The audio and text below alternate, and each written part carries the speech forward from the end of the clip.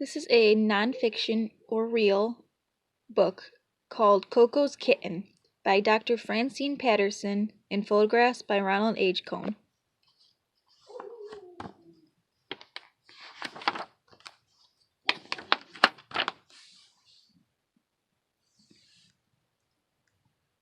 Koko's full name is Hanabi-ko, which is Japanese for fireworks child. She was born on the 4th of July. Every year I have a party for Koko with cake, sparkling apple cider, and lots of presents. Koko knows what birthdays are. When asked what she does on her birthday, Koko answered, eat, drink, get old. 3 days before Koko's party, I said, I'm going shopping today. What do you want for your birthday? Cereal there. Good there, drink, Koko signed. But what presents do you want? I asked. Cat, answered Koko. Later she repeated, cat, cat, cat.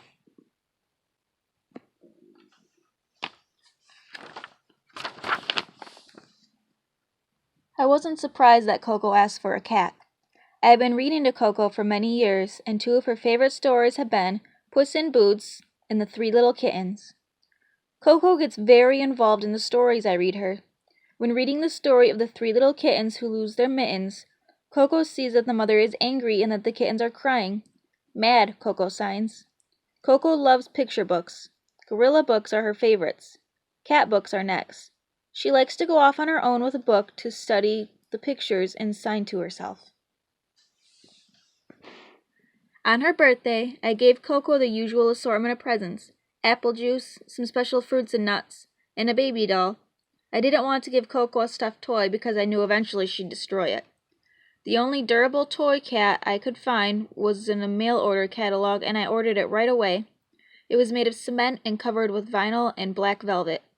I chose it because it looked real and it was sturdy, gorilla-proof. The toy cat didn't arrive in time for Koko's birthday, so I decided to save it for Christmas. In December, I made a list for Koko. I drew about 20 pictures: fruits, vegetables, nuts, dolls, combs, and blankets. Every year, Koko gets a stocking and lots of presents. She loves Christmas. What do you want for Christmas? I asked as I showed Koko the pictures. Koko carefully studied the booklet. Then she pointed to a doll, nuts, and a cat. I bought Koko some nuts and a new doll. I wrapped the toy cat and put it with the rest of her presents. On Christmas morning, Koko ate her cereal and opened her stocking. It was filled with nuts. Koko threw the nuts inside and went to her next present. Koko unwrapped a doll. That stink, Koko signed. Then came the velvet cat. That red, she signed. Koko often uses the word red to express anger. Koko was very upset. She started running back and forth, banging on her walls. She was doing display charges past me. They were angry, angry charges. It is natural for gorillas to display when frightened or in great danger. They run sideways, pound their chests, then go down on all fours and run back and forth. But this was Christmas, usually a happy day for Koko, and she was with people she loved. Later in the day, Barbara, a friend who had known Koko since she was a baby gorilla, arrived. That looks like a black cat, Barbara said to Koko. Would you show it to me? Koko did not answer. She pulled a blanket over her head. Could I see it? Barbara asked. Koko pulled a rag over the toy cat, then tossed it in the air. Cat that, Koko signed. Please let me see it, said Barbara. Koko gave her a toy dinosaur instead. I finally understood Koko's strange behavior. She was unhappy with her Christmas present. I had made a mistake. Koko did not want a cement and velvet toy cat. Koko wanted a real cat. Koko wanted a pet.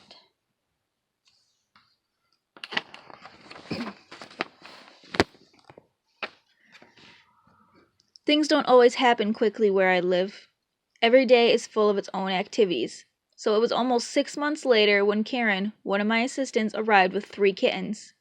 The kittens had been abandoned by their mother and raised by a dog, a Karen Terrier. Karen showed the kittens to Koko. Love that, Koko signed. As we showed Koko the kittens, she gave each one her blow test. When Koko meets a new animal or person, she blows in their face. I think she's trying to get a better scent. When she blows at a person, she expects them to blow back. Maybe she expected the kittens to blow back too. The first kitten was smoky gray and white. Koko's blow test took him by surprise. The second kitten was a tailless gray tabby. He was also startled by the blow test. The third kitten, a brown tabby, did not react at all.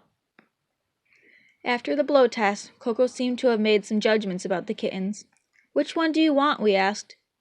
"That," signed Koko, pointing to the tailless tabby.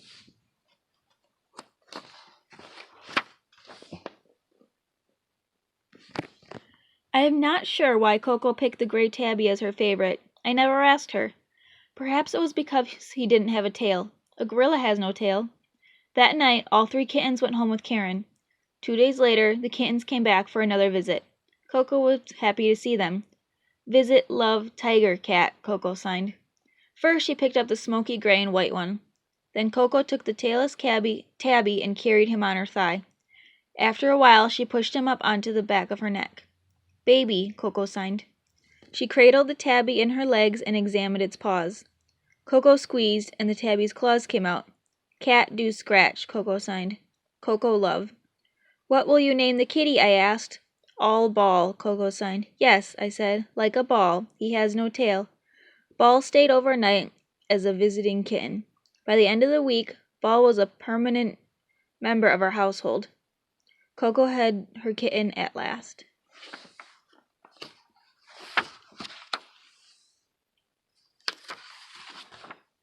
For the first few weeks, Ball lived in my house.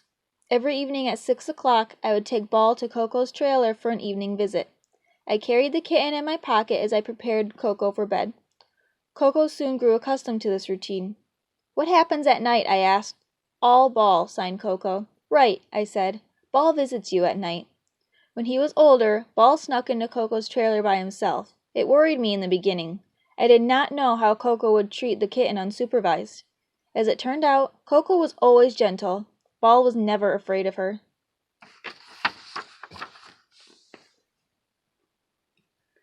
Kittens should not be separated from their mothers until they are at least 6 weeks old.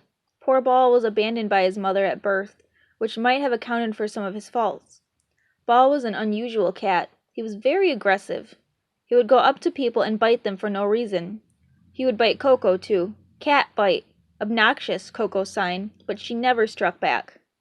Koko did not like to be scratched or bitten, but she loved Ball in spite of his naughty behavior. "Tell me a story about Ball," I said. "Koko loved Ball," she signed.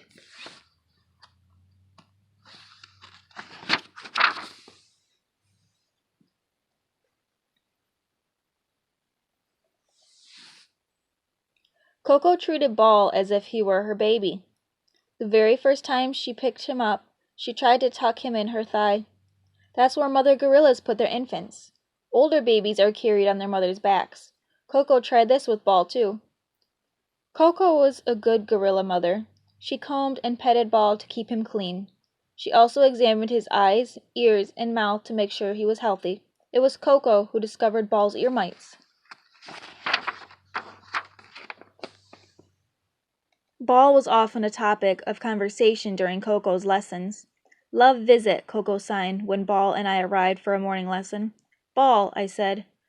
"Trouble," signed Koko. "Love." Koko seemed to enjoy conversations about her kitten.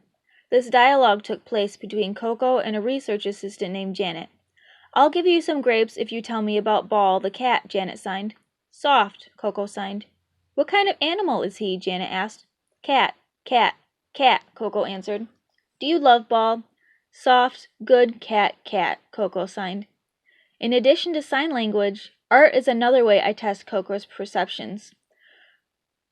Ball lay with a green toy on an orange towel. I gave Koko a canvas and some paints and asked her to draw Ball. Koko had 10 colors to choose from. First, she picked black for Ball's body. Next, she picked orange for the towel and green for the toy. "What about Ball's eyes?" I asked. Koko picked tan.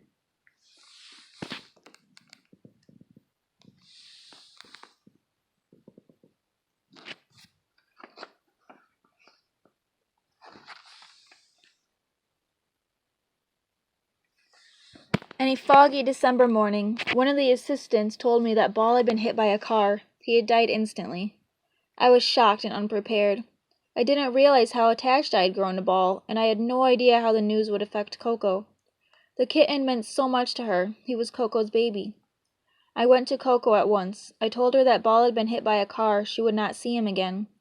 Koko did not respond. I thought she didn't understand, so I left the trailer. 10 minutes later, I heard Koko cry. It was her distress call, a loud, long series of high-pitched hoots. I cried too.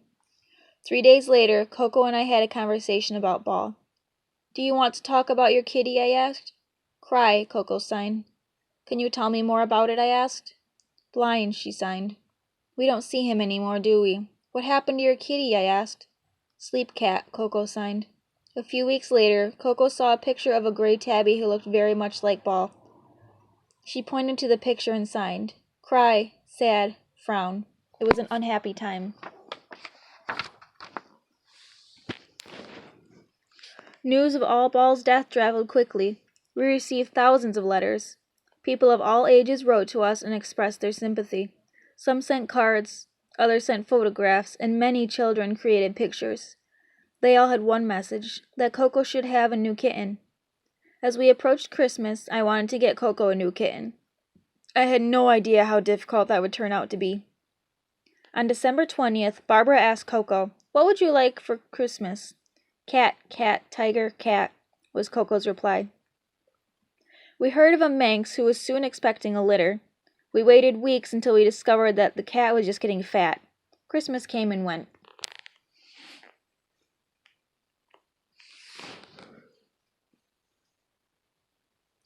In January, I showed Koko a picture of 3 kittens. One had a long tail, one had a short tail, and one was tailless. "When you get another kitty, what kind would you like?" I asked. "That," Koko signed as she pointed to the tailless cat. "We'll get you a kitty like that," I said. "Is that okay?" "Good. Nice," Koko answered. "How do you feel about kitties?" I asked. "Cat, gorilla, have visit," she signed. "Koko love." Koko was ready for a new kitten, if only I could find one. More time went by. I called the Humane Society. They had no kittens at all, let alone a rare, tailless Manx. I called many other places and was disappointed again and again. I was told that not many kittens were born during that time of year. The worst part of this period was my feeling that I was letting Koko down. I'd watch as someone would ask Koko, "Where's your cat?" and she would look around almost as if she were doing a double take, as if she were looking for Ball.